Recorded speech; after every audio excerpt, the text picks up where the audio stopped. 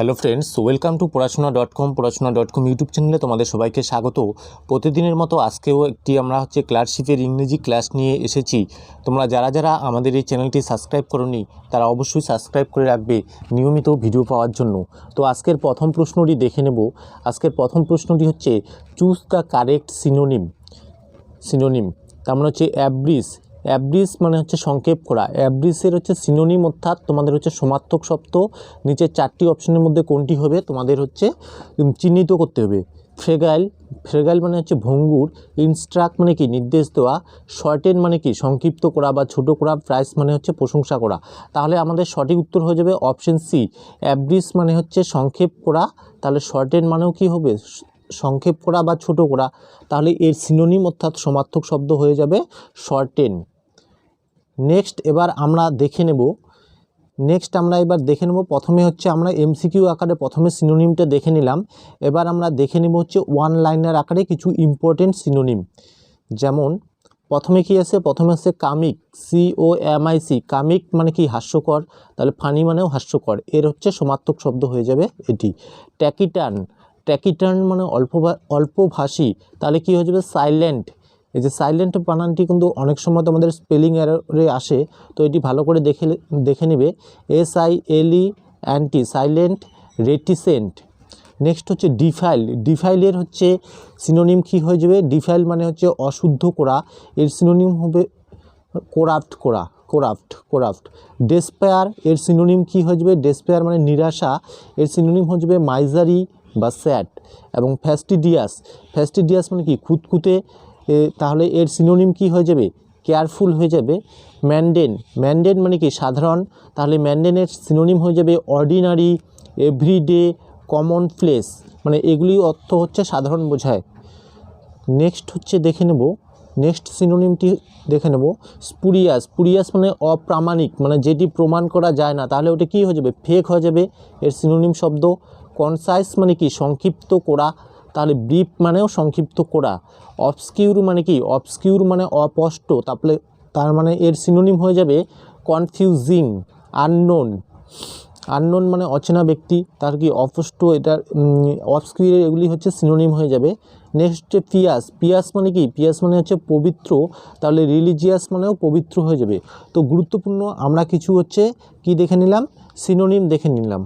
এবার নেক্সট আরও হচ্ছে একটি সিনোনিম আছে আমাদের, সিনোনিমটি হচ্ছে প্রফিউস মানে হচ্ছে অত্যাধিক। এপ্ল্যান্টি অ্যাবান্ডান মানে হচ্ছে প্রচুর বা অত্যাধিক, তো এই দুটি শব্দ হচ্ছে প্রফিউসের হচ্ছে কি হয়ে যাবে সিনোনিম হয়ে যাবে।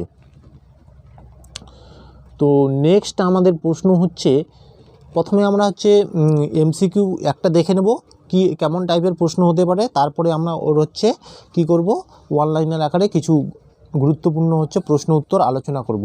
কারণ এই যে আমি যদি এখন তোমাদের একটা যদি ওয়ান ওয়ার্ড পড়াই তাহলে একটা কিন্তু কমন পড়বে না, নেক্সট যে প্রশ্ন উত্তরগুলো করাবো ওখান থেকেও তোমাদের হচ্ছে কমন পড়তে পারে। তো নেক্সট হচ্ছে কি a sound that can not be heard, মানে হচ্ছে যেই সাউন্ডটা হচ্ছে শোনা যায় না সেটা কি হয়ে যাবে ইনঅডিয়েবল হবে, তাহলে হচ্ছে এর বাংলা অর্থ কী হবে শ্রবণাতীত হয়ে যাবে। অপশন বি হচ্ছে সঠিক উত্তর হয়ে যাবে। নেক্সট এবার দেখে নেব হচ্ছে কিছু হচ্ছে গুরুত্বপূর্ণ ওয়ান ওয়ার্ড সাবস্টিটিউশন।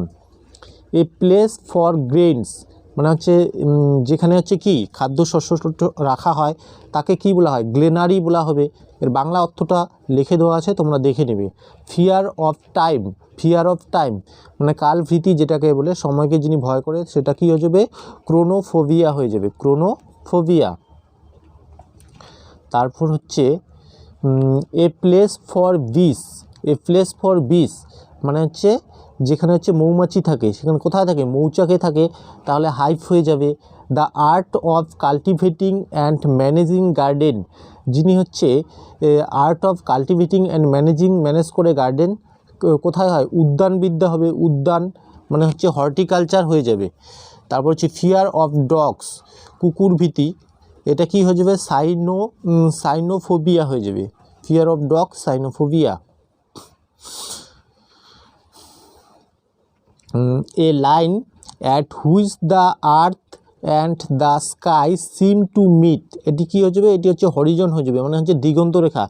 আমরা কি দেখি সাধারণত একটা খোলা মাঠে দেখি যে ওখানে হচ্ছে আকাশটা হচ্ছে ধরো হচ্ছে নিচে নেমে গেছে, কিন্তু সেই আকাশটার আরও একটু সামনে গেলাম, তারপর দেখবে আরও একটু দূরে গিয়ে সামনে নেমে গেছে, এটাকে বলা হয় আমাদের কি বলা হয়, দিগন্ত রেখা বলা হয় এটা বাংলায়।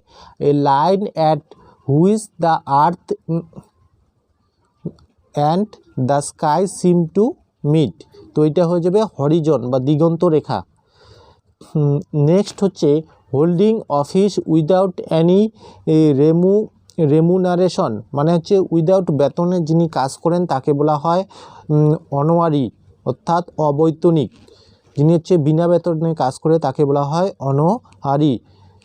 তারপর হচ্ছে নেক্সট হচ্ছে one who leaves on herbs, one who lives in herbs, মানে হচ্ছে তৃণভোজী, যিনি হচ্ছে হার্বিভোরাস বলা হয়, হার্বিভোরাস বলা হয়।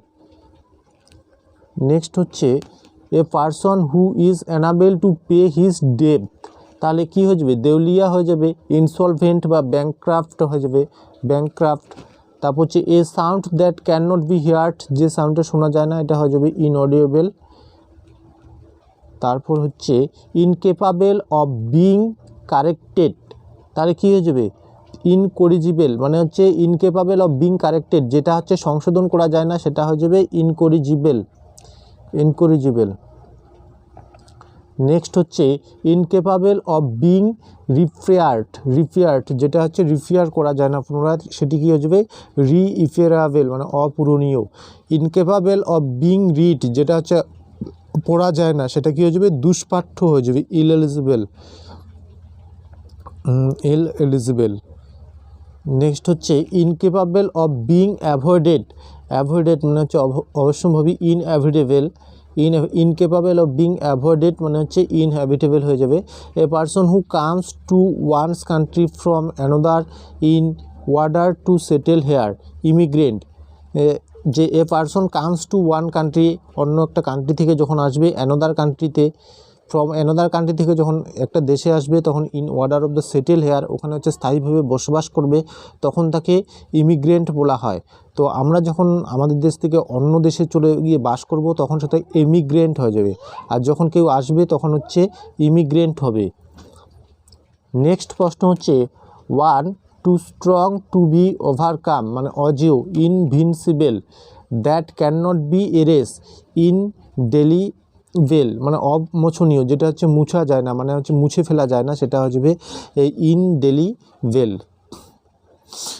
নেক্সট হচ্ছে one who does not tired easily indefatigable, মানে অক্লান্ত, one who does not tired easily indefatigable. এবার দেখে নেব কিছু হচ্ছে idiomatic expression.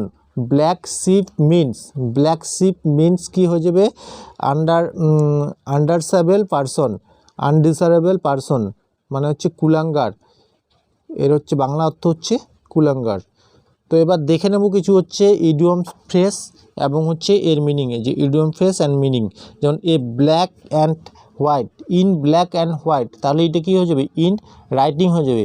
Black and white কী হয়, আমরা যখন লিখি কি ব্ল্যাক অ্যান্ড হোয়াইট, সাদা কাগজ আর কালো পেন দিয়ে লিখি, তো এটা কী হয়ে যাবে ইন রাইটিং, এভাবে মনে রাখবে। এগুলি হচ্ছে ইডিয়মের যে মিনিং আর কি।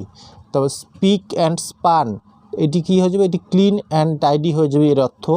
ইন হাই স্পিড এর অর্থ হয়ে যাবে জয়ফুল, চিয়ারফুল এবং এনথুসিয়াসিজম, মানে জয়ফুল, চিয়ারফুল, এনথুসিয়াজম মানে উৎসাহ বা আনন্দ। A dark horse an unexpected winner, এটি অনেকবার এসেছিল। এ ডার্ক হর্স এর অর্থ হবে অ্যান আনএক্সপেক্টেড উইনার। নেক্সট দেখে নেব a bolt from the blue এর হচ্ছে অর্থ হয়ে যাবে অ্যান আনএক্সপেক্টেড ডিজাস্টার, মানে হচ্ছে আকস্মিক ঘটনা, একটা ডিজাস্টার, ওটা ছিল আগেরটা উইনার ছিল। At the 11 hour, at the very last moment, at the 11 hour মানে কি at the very last moment, একবারে শেষের টাইম যেটাকে বলে। তারপর হচ্ছে a snake in the grass a secret enemy, যখন একটা সাপ হচ্ছে গ্রাসের মধ্যে থাকবে, এটা কী হয়ে যাবে, এটা হচ্ছে এভাবে মনে রাখবে যে এটা secret enemy. Face the music be punishment accept the blame, মানে দোষ স্বীকার করা, এর অর্থ হয়ে যাবে ফেস দ্য মিউজিক। তো বন্ধুরা, আজকের ভিডিওটি এই পর্যন্তই ছিল। আজকের ভিডিওটি তোমাদের কেমন লাগলো তা অবশ্যই কমেন্ট করে জানাবে।